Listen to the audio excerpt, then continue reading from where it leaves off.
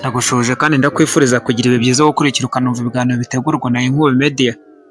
Mu gihe Perezida Azali Assoumani wa Komori ari mu byishimo nyuma yo kurusimbuka ku gitero yagabweho, Uganda ho bari mu marira nyuma y'uko abajenerali babiri bahitanywe n'impanuka y'imodoka bari barimo. Iyi ni Inkubi Media uteze amatwi aho tugenda tukugezaho amakuru atandukanye avugwa hirya no hino ku isi. Tugusaba gukora subscribe mu gihe waba utarayikoze kugira ngo ujye ubasha kumenya amakuru agenda agezweho gatanu kuri gatanu ugenda ugezweho na Inkubi Media. Abapfuye bazize impanuka y'imodoka muri Uganda ni Brigadier General Retired Frank Kadende Kyambade na Brigadier General Fred Twinamasiko, bombi bo mu ngabo za Uganda UPDF bapfuye bazize impanuka y'imodoka.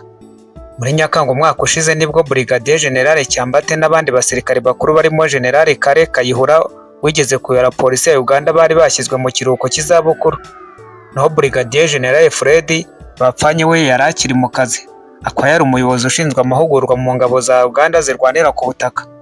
Muri urupfu rw'aba bajenerali bombi yemejwe n'umuvugizi wungirije w'igisirikare cya Uganda, Colonel Deo Akiki.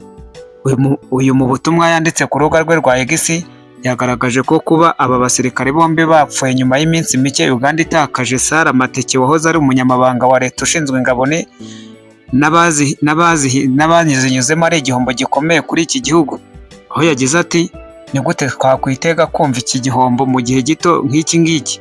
Umunyamabanga wa leta ushinzwe ingabo Honorable Sara Mateke, Brigadier Retired Kyambate ndetse n'umuyobozi wacu ushinzwe amahugurwa mu ngabo zirwanira ku butaka Brigadier General Fred Twanamasiko bakoze impanuka.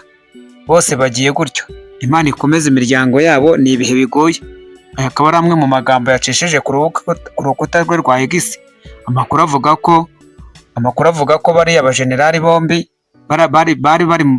bapfuye ejo kuwa gatanu ubwo imodoka barimo ifite plaque H4DF 2558 yakoraga impanuka.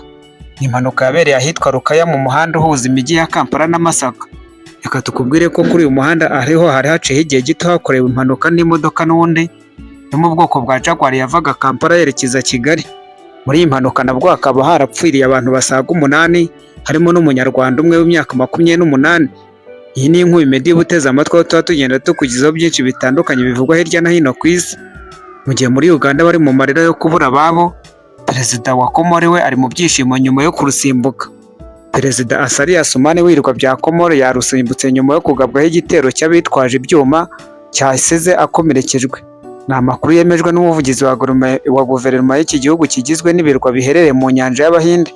Madamu Fatima Ahamuda yabwiye ibiro ntaramakuru Reuters by'Abongereza ati turashima Imana kuba ubuzima bwe butari mu kaga. Guverinoma ya Komori yasobanuye ko Perezida Azali Assoumani yaterewe ibyuma i Moroni mu murwa mukuru, aho yari yitabiriye misa yo gusabira umwe mu bayobozi baheruka gupfa. Ahamuda yunzemo agira ati yakomerekejwe byoroheje mbere yo gusubira iwe mu rugo.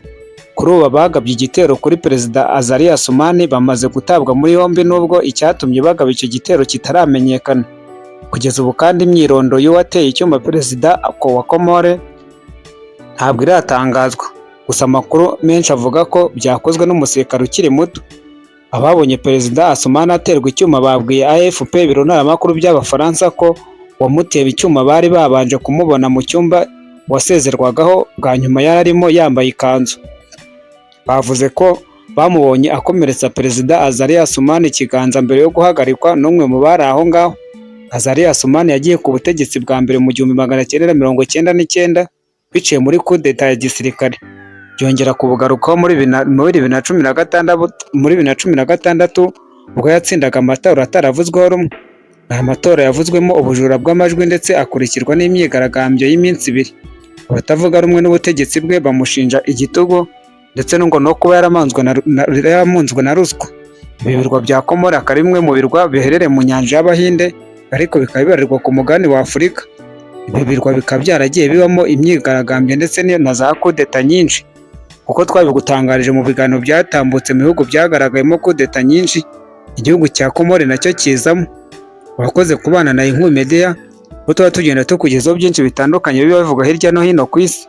Tugusaba gukora subscribe mu gihe waba utarayikoze, kandi mu gihe wayikoze tugusaba gukora share kugira ngo ujye ubana natwe mu biganiro bitambuka gatanu kuri gatanu bivuga amakuru avugwa hirya no hino ku isi. naho mu biganiro byacu by'ubutaha